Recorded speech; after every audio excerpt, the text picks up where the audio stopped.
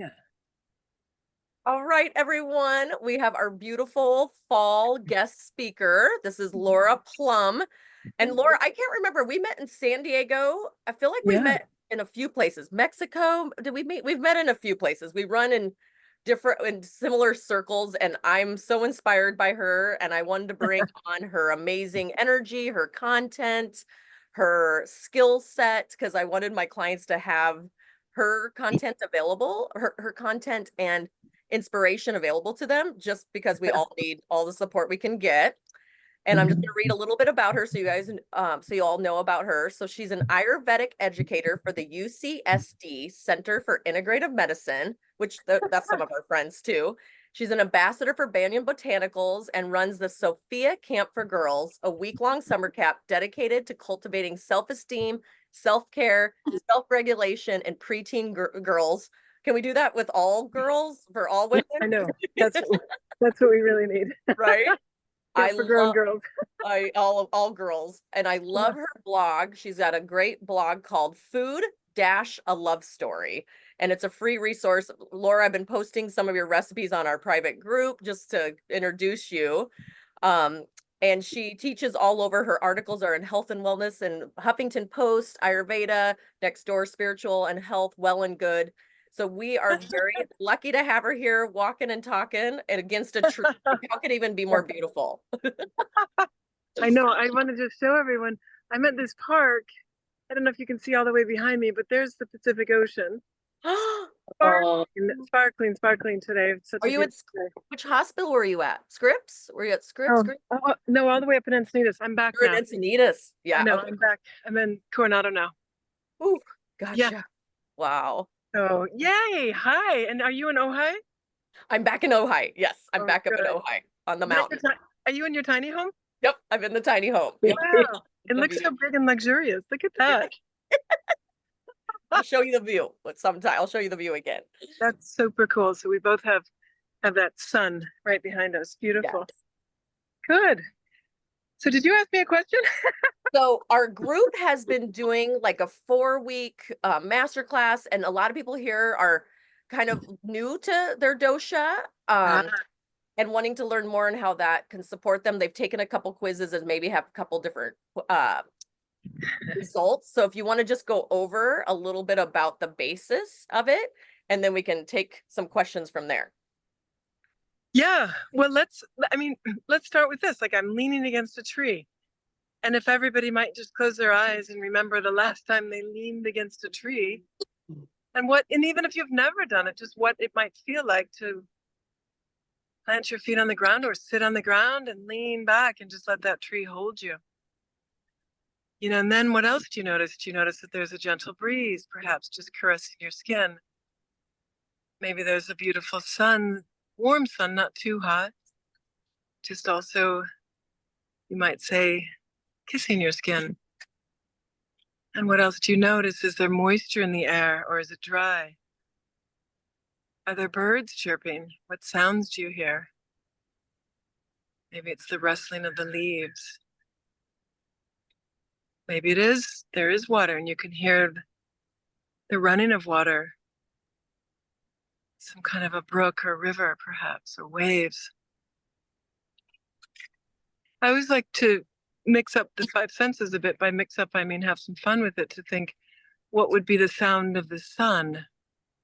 What would be the feel of the wind? What would be the feel of the birds chirping, right? So just playing around with that. What is the taste of the feeling of leaning back into your tree? So we use our five senses to perceive our world. The ancient yogis said to know our world. These are our instruments of knowing. So just being here for a moment, notice what you see, what you feel, what you hear, what you taste, what you smell. And each of the five senses relates to the five elements. Sound, what we hear, relates to space. You might just notice that. Again, with your eyes closed, just noticing as you listen and hear sounds in the distance,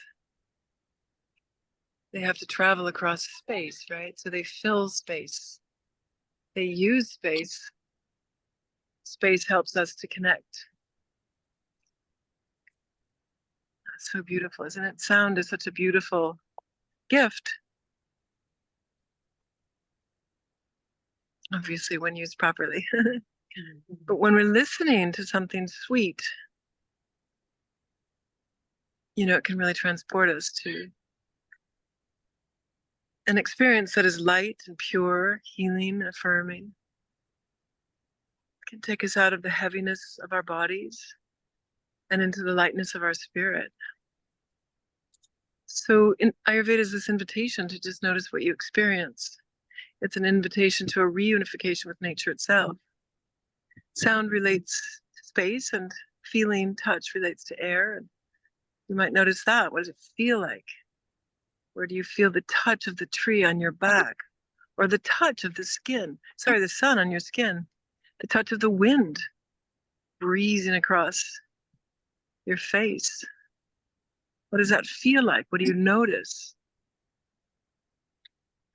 What does it even feel like to bring your attention to your five senses and your sensory experience of the world and its five elements? Of course, fire relates to seeing because fire gives us light to see. Taste relates to water. Water is what enables us to taste. And then smell relates to earth. Ganesh, with his long trunk, his long nose, is a symbol of the earth and the earth realm and the natural law. So it's just beautiful to notice the five elements through your five senses. But like I said, mixing it up a bit. So sometimes we might notice space by the sounds that we hear, but what does it taste like? What does it smell like? What does it feel like? What does it look like? Is space, the space around you now, is it dark or light? Is it blue or green? Is it heavy or light?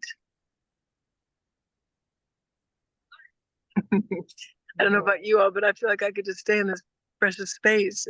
And it's just a beautiful reminder too that our five senses are our gift, right? There are. Go ahead and open your eyes now if you like. And you can stay there in that space. If you'd rather keep your eyes closed, that's fine too. But our five senses are beautiful gifts.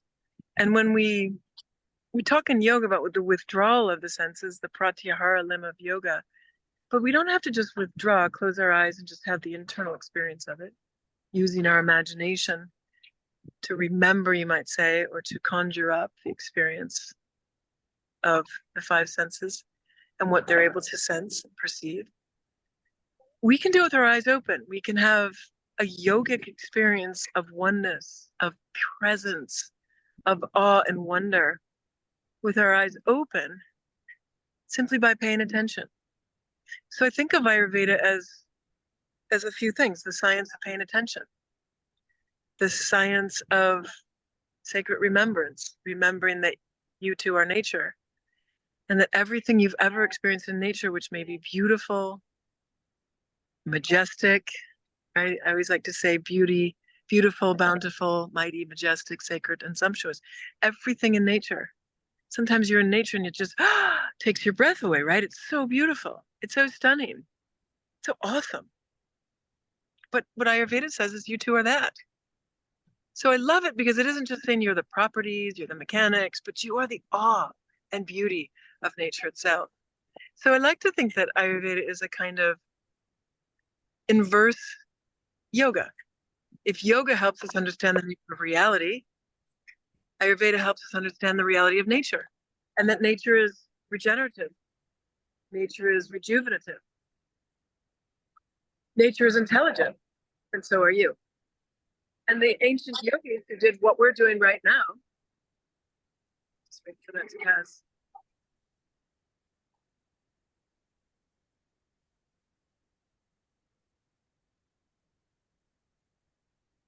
So I live on a place called Coronado Island, and it's in San Diego, and it's a military base. So occasionally we The planes. get helicopters flying over. Yeah. So, but that's a great opportunity for us to pause and again notice, and notice what we notice. One of the great sort of tragedies of our modern time is that thanks to the great advancements that humans have made, and thanks to, sure, digital technology is amazing in many, many ways, but the tragedy of it is that and so many of us have lost our connection with nature. And if you've lost your connection with nature, then, well, if we think we are nature, if we believe that, then we've lost our connection with ourselves. And so Ayurveda is just such a beautiful invitation to slow down, take a pause, use all your five senses to notice what's going on. And you can do it anywhere, anytime, right? It's nice to do it in beautiful places, but it can be done anywhere. It can be done on your morning commute, right? It can be done just as you sit on your front porch, going out to notice the sunrise or the sunset. And again, to really take a moment to notice not just what your senses, your five senses are perceiving, but how it makes you feel. What does it do to your mind? What does it do to your emotions? What does it do to your physical body? What happens to the stress you may have been carrying, right? I would say that this is the first way of beginning with Ayurveda. It's like before we get out the books and the papers and the facts and the figures, start by cultivating this relationship. Start by paying attention. And it's not, you're studying for the bar exam in law school, right? It's not like squinting, concentrating, pressure. No, it's not that kind of paying attention. It's actually a relaxed attention where you allow yourself to just notice one thing, right? As Heather knows, we call that dharana. Dharana is single-pointed concentration, but you just take a few minutes to roll it around on your tongue, so to speak, really to be with something. I also think the greatest gifts we can give anyone is our own presence. And that requires slowing down, right? Our full onboarding of all five senses, patience, and openness, right? And so why wouldn't you want to give that to yourself, into your own life? It's the greatest gift of all. Because, it is fast. It is short. At 61 years old, I can say, wow, that went fast. And, I'm hoping I've got another 30, maybe 40 years, but they'll go fast too. So it's a beautiful invitation to slow it down, take your time. It doesn't mean that you can't fulfill all your duties and all your responsibilities to your family, your friends, your work, etc. You can still do all that, but you do it with a sort of slowed down awareness, and slowing down even the pace at which you walk, even slowing down the pace at which you drive, right? Leave a little early, but slow it down because you become more efficient that way. You become more creative that way. And I think that's a good place to just take a pause and see what you all think of that. And from there, I can happily dive into the elements and the doshas and all the other good things. Well, your soothing voice is amazing. I could feel like I was hyper focused, right? And I had my blinders on doing tech and all of that. And just your beautiful voice and enlivening my senses. I felt my back body. Like I was back, like instead of like going like this at life, like what's next, the do.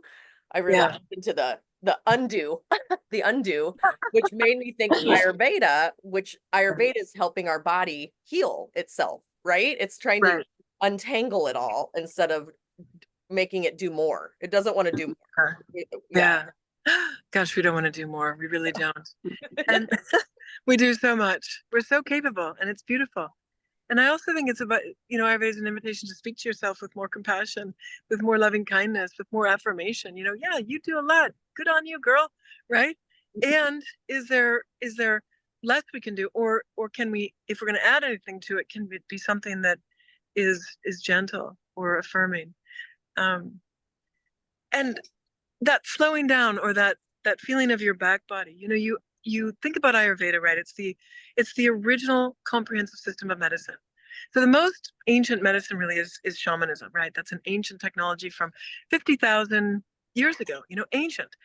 And probably Ayurveda emerges, or is a 40,000 years later, you get Ayurveda emerging out of shamanism. So the understanding that nature is healing, that we have this incredible interconnected relationship with nature, that nature wants to heal us. Like it's there wanting to feed you every day, right? Think about how nature grows and offers you flowers and aromas and fields of beauty and mangoes and avocados and cherries. And oh my goodness, I mean, Like nature wants to not only nurture and nourish you, but to delight you. And I think that's such a beautiful thing. So starting with the relationship that you're having with yourself, with nature, with life is a great place to start. And the next question is, where does healing come from? If we say in Ayurveda, well, you are nature, and nature is regenerative, intelligent, rejuvenating, renewing, then you too are that. So nature heals itself, and the nature in you is the healer that heals you. All anybody else is able to do is to stimulate that healing potential within you, because that healing power, prana, the energy of consciousness itself, that is an indwelling awareness, perception, intelligence in you, the energy of that is the healer. But of course, it can get stagnant, it can get sluggish, right? It can get out of balance, disharmony. Yeah, damn, yeah. So all we're really trying to do through Ayurveda is to balance and strengthen that energy of healing. So in a way, it's very, very simple. It gets complex because it is a science, a medicine of, it's a personalized medicine. And so in Ayurveda treats each individual individually. With 7 billion plus people on the planet, that means 7 billion protocols. That's the complexity of it. It's how to adapt it to each individual with every individual's complexities themselves, right? But the simplicity of it is that you are the healer, and all we're seeking to do is stimulate that healing power within you. And the number one thing is the body heals when it's at rest. So that's an important thing to remember. It doesn't heal when it's stressed. Yeah. Love it. Thank you, Laura. I took Laura's her elements course, which I loved, the different elements too. Yeah.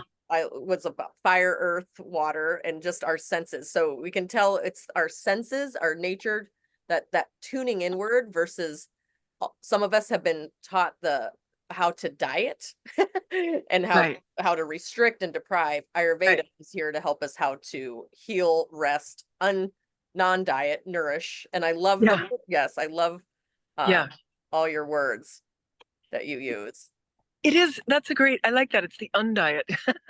Yeah. The undiet. Even I do 4 seasonal cleanses. And even then I'm always saying, you don't have to fast. This isn't about starving. This is about nourishing yourself, because the body lets go when it feels safe to let go. So it's not going to let go of toxins or stagnation or sluggishness or heaviness. It won't let it go unless it feels safe. So that to feel safe, it has to feel nourished, grounded, rested, right? Balanced, harmonized. And that's what we try to do with food in Ayurveda. And so I was talking to a client, let my doggy go. I was talking to a client just this morning. She said, I love Ayurveda because for a long time she had SIBO and she couldn't eat any red meat, dairy, gluten, sugar, coffee, all the things were just triggering her. And she said, with Ayurveda, without even thinking about it, I'm able to eat all these delicious, nourishing meals and they're all fine. So we don't say, oh, don't do that. In fact, instead we say, here, how about doing this? Right? Mm-hmm.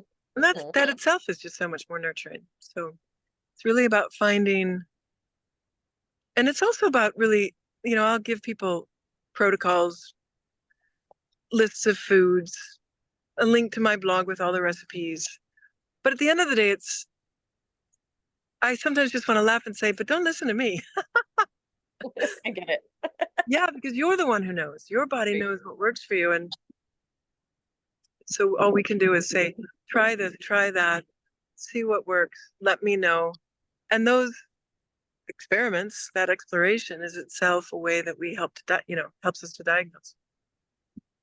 So I love what you said. The body feels safe, then time to let go of toxins, let go of stress, let go of excess weight, mucus, like whatever's causing us. What are some of the simple tips in Ayurveda for the safety element of body, mind, and spirit together? If I were to say one thing, we feel safe, we feel supportive. Otherwise, we wake up all day in fight, flight, freeze, fawn. and opposite of safe. We're the opposite Yeah. of safe all day. Yeah. But let me back up and start by saying there are 5 elements: space, air, fire, water. Space, air, fire, water, earth. Those combine to make 3 doshas, which are bioenergies.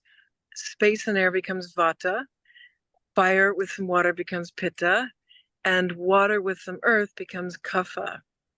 And everyone has all 5 elements, and everyone, excuse me, my dog's pulling, everyone has all 5 elements and all 3 doshas. So the Vata dosha governs everything that's moving inside your body. That's your blood flow, synaptic patterns in the brain as you're listening and thinking and learning, right? And the flow of digestion, everything that's fun, moving, walking, reaching, touching, that's all Vata. So it's said to be the governor. The governing dosha is Vata dosha. That relates to prana, which is the healing energy of consciousness. And then there's Pitta, which is fire, that helps us with digestion, transformation, metabolism. Also gives us clarity and the light to see. It gives us courage and strength. It gives us the right temperature. It gives us a sort of ruddiness, a radiance and glow to the skin, clarity in our eyes, etc. So Pitta is important, and its positive expression is called tejas, which is light, the light of consciousness, the light of our indwelling spirit. And then finally, we have Kapha dosha, which is mostly water, and it governs structure and lubrication in the body, as well as our immune system. So it gives emotion, it gives contentment, it gives a sense of wholeness and belonging, connection, love, tenderness, right?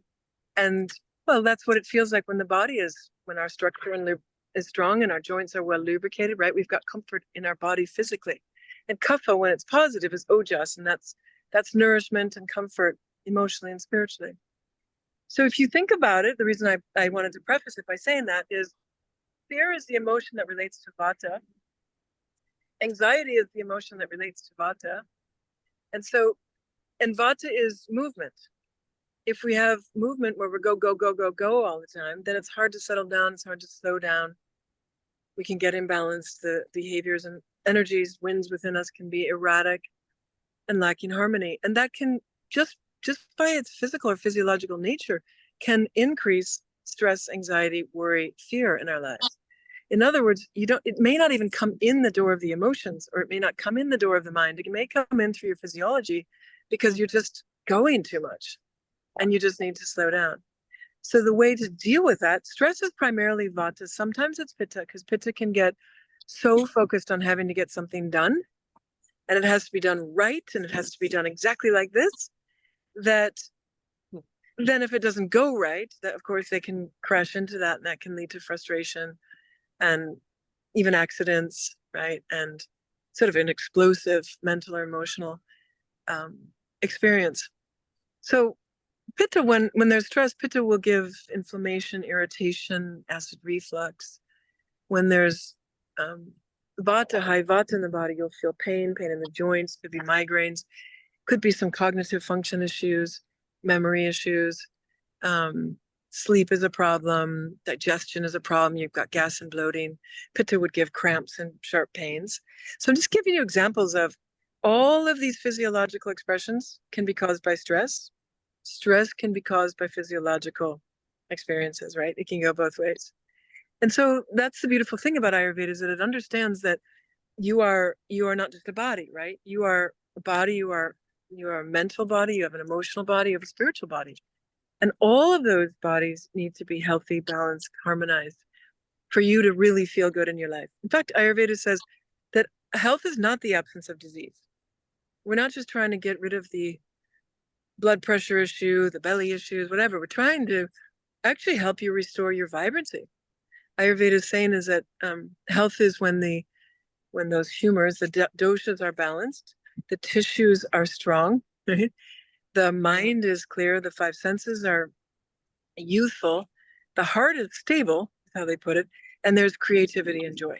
Really quite a beautiful idea, that we want to just feel like full spectrum living, right? That's what they're seeking through Ayurveda. So it helps to heal body, mind, spirit.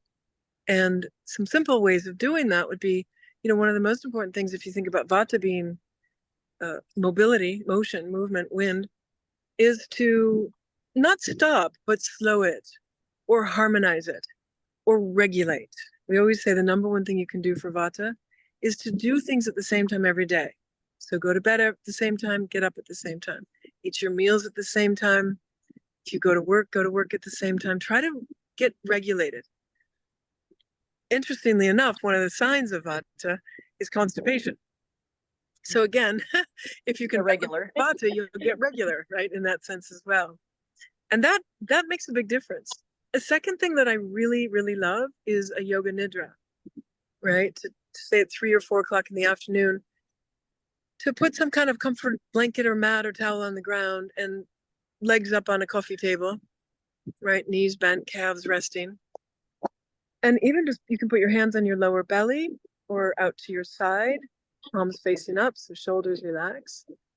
And listen to a guided visualization. Because that will help the whole body rest.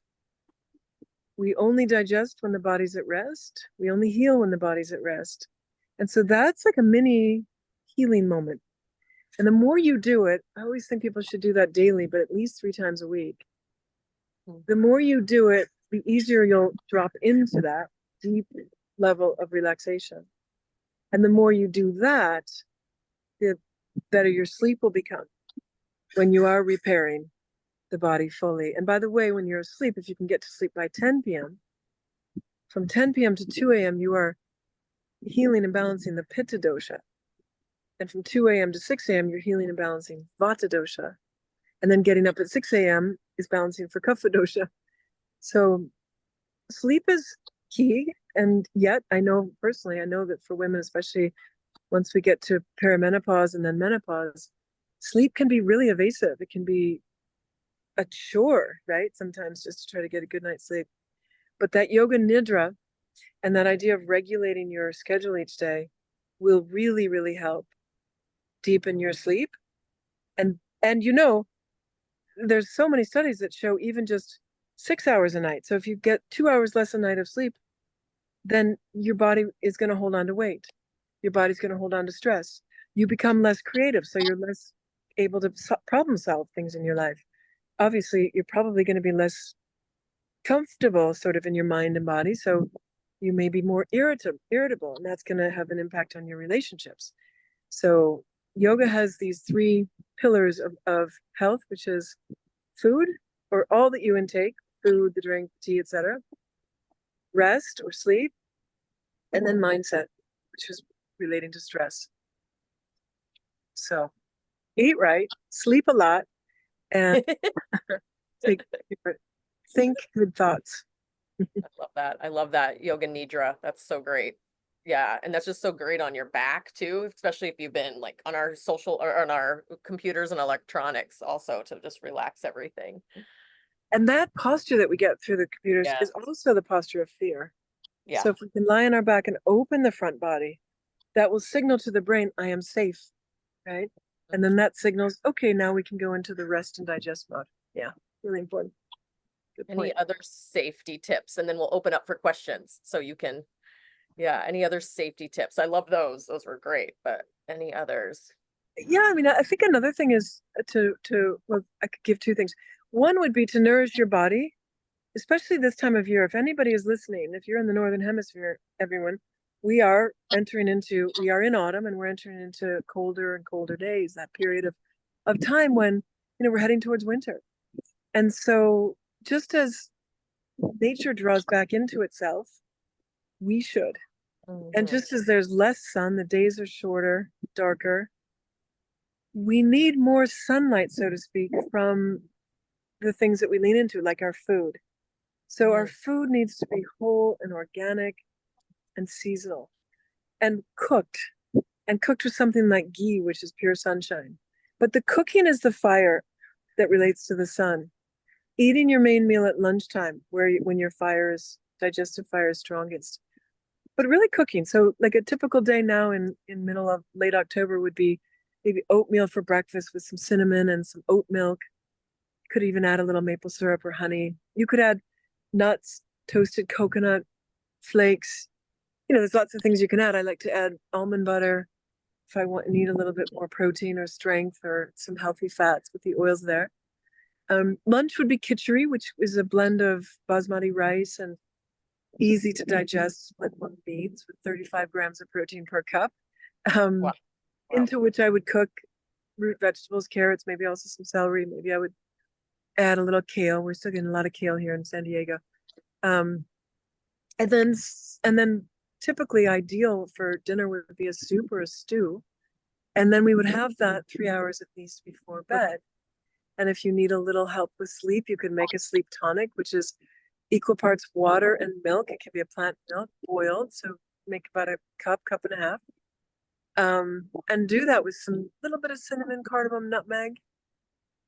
And sip that an hour before you go to bed, because that'll really help you go to sleep. I think I've read that too with like a date, like with a cooked, like Yeah. a soaked date before. Yeah. I've studied Ayurvedic off and on forever, and you explained it better today than I've ever. She explained the Vata as the different elements. I was like, I'm sure I've heard it, but it like really sunk in this time. Yeah. I Yeah. love it when it's really tangible. Yeah. And Definitely. on my blog, which is food-alovestory.com, the most popular recipe is the sleep tonic. So you guys can Sleep Google tonic. it. There's I will. search I've already box on. shared it with our Okay. group, but I'll share it Yeah. again. I've shared your info and everything too. But yeah, the sleep tonic. Perfect. I'll find That it. sleep tonic has the date in it, so that also might be what you saw. That's it. Yeah. The soaked Yeah. date is amazing. When I learned that, it was delicious. Yeah. Dates are really good for you. And if people are having sugar cravings, dates a great thing to reach for, because I mean, it's very sweet, but it's also packed with minerals, magnesium, potassium, as you probably know, and all that fiber, right? So if you can have the food in its whole way, it's again nature's way of intelligently bringing you everything that food needs to be balancing for you. Yeah. I keep mine in the fridge and they keep well in the freezer too, everybody. They keep really well for a long time, which is so great. That's what I love about them too, because I'll keep a package out and it'll get hard and dry, but in the fridge or freezer, they stay moist longer. And I think it preserves some of the nutrition too. Good So tip. Yeah, great tip. thanks. Awesome. I'm Thanks. gonna go ahead and stop the recording so people can ask some personal questions. Is that Okay. okay? If anyone wants anything personal, I didn't want to put that on. So, all right. Yeah. And I'll post more of your info too for everyone.